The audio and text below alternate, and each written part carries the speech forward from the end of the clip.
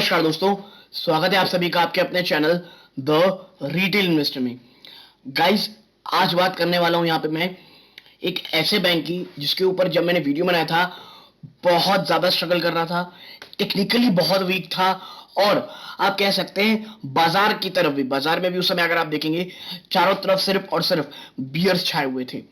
ऐसे समय में मैंने वीडियो बनाई थी, मैंने कहा था मुझे ये स्टॉक इन स्तरों पे काफी अच्छा लग रहा है लॉन्ग टर्म परस्पेक्टिव से। मैंने ये भी डिस्क्लोजर किया था कि पर्सनली मैंने या मेरी फैमिली मेंबर्स ने किसी ने इस स्टॉक में पर्सनली निवेश किया है दोस्तों, और पहला चंक ऑफ इन्वेस्टमेंट कर दिया है। मैंने पहला चंक इसलिए कहा था क्योंकि कुछ ऐसे लेवल से अगर वो टूटते तो जो गिरावट है वो गहरा सकती थी।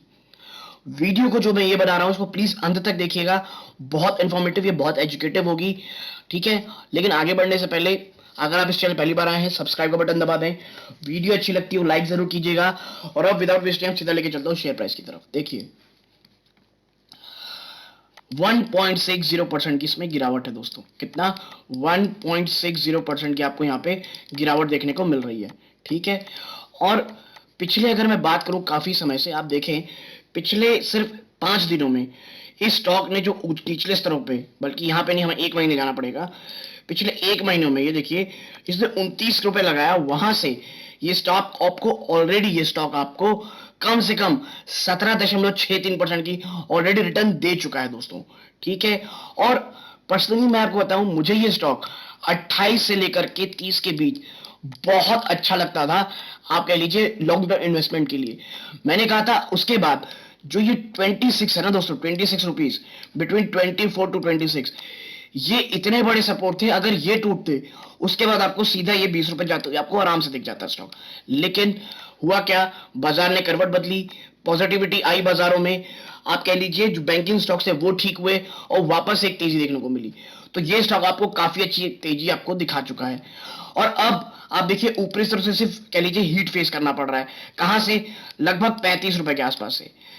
इसका जो रेजिस्टेंस है दोस्तों 35 रुपीज, इसका एक बहुत बड़ा रेजिस्टेंस है स्टॉक का। और अब मुझे लग रहा है ये काफी समय दोस्तों या तो कंसोलिडेट करेगा, और अगर इसे एक री रेटिंग करनी है तो इसे कम से कम दोस्तों रुपीज 42 को या 40 रुपीज को ऑन द क्लोजिंग बेसिस, वो भी बड़े वॉल्यूम्स के साथ इस स्टॉक को तोड़ना पड़ेगा दोस्तों, ठीक है। देखिए आप समझिए कि ये स्टॉक कभी बहुत ज्यादा ओवरसोल्ड कैटेगरी में जा रहा था, और अब इसकी जो करंट वैल्यूएशन है 33-35, ये थोड़ी जस्टिफाइबल है करंट मार्केट सिनेरियो और करंट कह लीजिए आप सिनेरियो में।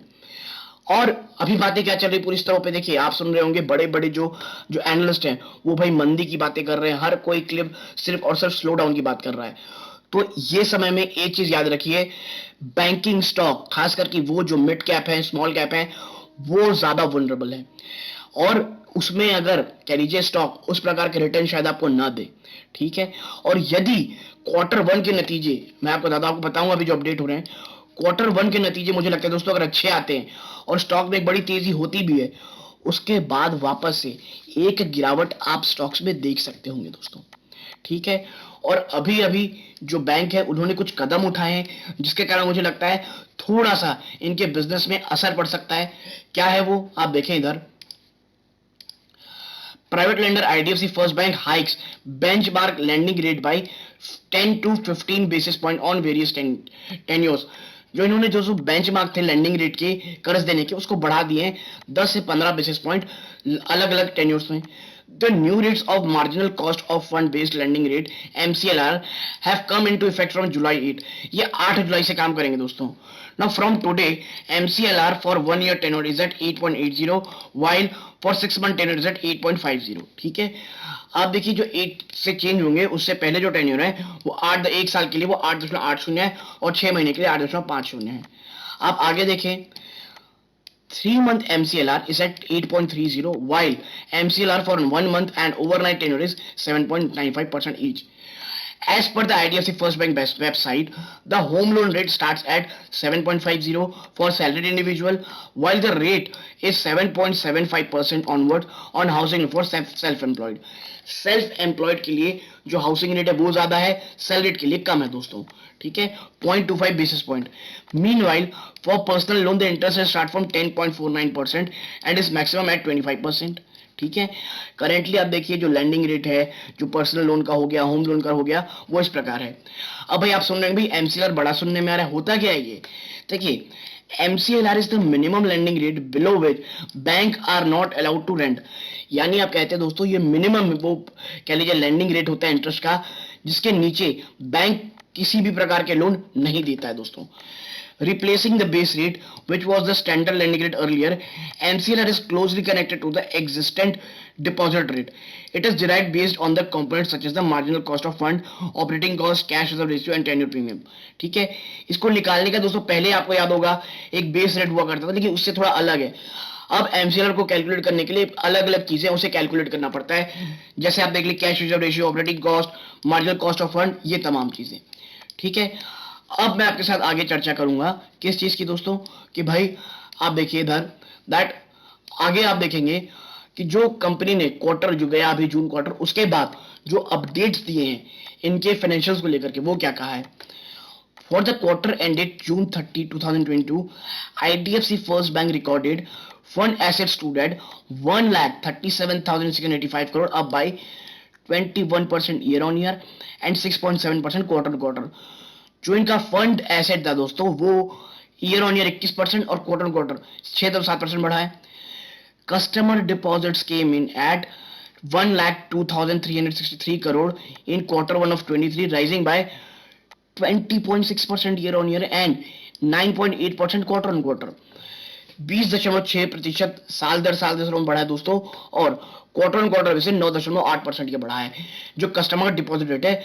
और आप समझिए CASA ratio stood at 50.3% as of June 30, 2022 as compared of 48.8% March 31st of 22। यानी आप देखिए बहुत शानदार वृद्धि आपको इसमें देखने को मिल रही है आईडीएफसी फर्स्ट बैंक को, चाहे वो कस्टमर डिपॉजिट हो चाहे वो कासा रेशियो हो। ठीक है, आगे अगर आप देखेंगे तो पाएंगे the banks retail business, home loan, loan against property, vehicle, credit card and other personal credit represent 65.7% of the overall funded asset. Bank का जो दोस्तों रिटेल बैंक बिजनेस है ना, जिसमें home loan, against property, credit card, personal credit, जो आप कह सकते हैं रिटेल बिजनेस के अंदर आता है, वो 65.7% है ओवरऑल फंड एसेट का। कमर्शियल बिजनेस जिसमें कमर्शियल व्हीकल, बिजनेस बैंकिंग, ये 7.8% है टोटल फंड एसेट का। यानी कि जो रिटेल बैंकिंग है उसको लेकर के बैंक बहुत ज्यादा फोकस किया। और देखिए रिटेल बैंक को इसलिए अच्छा कहा जाता है क्योंकि जो रिटेल बैंकिंग है दोस्तों, आपके और मेरे जैसे लोग जब लोन लेते हैं तो उसकी भले लैंडिंग रेट थोड़ी कम हो, लेकिन वो एक सेफ लोन होता है, उसका एनपीए होने के चांसेस कमर्शियल लोन से काफी हद तक कम होती है दोस्तों। ठीक है, आगे अगर हम देखेंगे तो आप देखिए एक टेक्निकल कॉल भी है आईडीएफसी फर्स्ट बैंक का, वो क्या है। In the last month the stock tested at 78.2% Fibonacci retracement level, prior move up to 17.65 to 69.30। ठीक है, आप देखिए क्या जबरदस्त शानदार इसके रिटर्न रहे थे कि 17.65 रुपए से सीधा यहां तक पहुंच गया था, which was placed at ₹29 and witnessed minor recovery subsequently। On Monday यानी पिछले हफ्ते की बात हो रही है, the stock witnessed a breakout from a narrow range consolidation, rose a 3-week high of ₹34.50। Spike in volumes and rise in future open interest signal that major market participation are in favor of the bulls। देखिए जब ये बहुत गिरावट किया ना, मैंने आपको बताया, उसके बाद जब वहां से पहले एक ब्रेकआउट दिया, नैरो रेंज कंसोलिडेशन को तोड़ते हुए ब्रेकआउट देने की कोशिश किया, और 3-week हाई जो कि 34.50 रुपए था वहां तक पहुंचा, प्लस ओपन इंटरेस्ट भी फ्यूचर काफी सिग्नल पॉजिटिव रहे। ऐसे में वॉल्यूम भी हाई थे, तो ये समझ में आ रहा था कि भाई हाँ, कि जो आप कह लीजिए जो बुल्स हैं वो बड़ा फेवर कर रहे हैं, पार्टिसिपेट कर रहे हैं इस तेजी में। Its key technical indicators are positively poised on medium term as well as short term time frame charts। This could lead the stock towards the 37-38 zone initially and ₹40 on subsequently। In case of any decline, the stock will find support at ₹30। 30 रुपए में अब stock के पास एक अच्छा support होने की बात हो रही है, और पहले ये 37 से 38 जाएगा, और अगर इसे तोड़ पाया तो फिर ये आपको 41 रुपीज तक आसानी से जाते हुए दिखाई दे सकता है। ठीक है, यानी काफी शानदार तगड़ी रेंज, वो निवेशक जो थोड़ा रिस्क लेके 29-30 के आसपास स्टॉक में निवेश किए होंगे दोस्तों। तो मैं आपको पहले डिस्क्रिप्शन ग्रुप बता दूं, मेरी खुद की पर्सनल होल्डिंग है जो मैंने स्पाइंग इनिशिएट की थी, लगभग 29-30 के बीच में कोई था, मुझे एक्जैक्टली याद नहीं है। वहां मैं निवेश किया था अपना फर्स्ट चंक ऑफ इन्वेस्टमेंट। ठीक है, तो यदि अगर वहां से गिरता है स्टॉक तो मैं फिर इसमें निवेश करूंगा, लेकिन मेरा होराइजन कोई भी ट्रेडिंग का कुछ नहीं है। ये 40-41 जाएगा, मैं कोई स्टॉक में निवेश नहीं कर, कि सेल ऑफ नहीं करूंगा। मैं स्टॉक में लॉन्ग टर्म के लिए आया हूं दोस्तों, वेरी लॉन्ग टर्म। तो यदि आपको ये मेरी छोटी सी एनालिसिस पसंद आई हो, प्लीज वीडियो को लाइक कीजिए, चैनल पहली बार आए हैं सब्सक्राइब जरूर कीजिएगा। यहां तक जुड़े रहने के लिए धन्यवाद। ये वीडियो का अंत है। जय हिंद दोस्तों।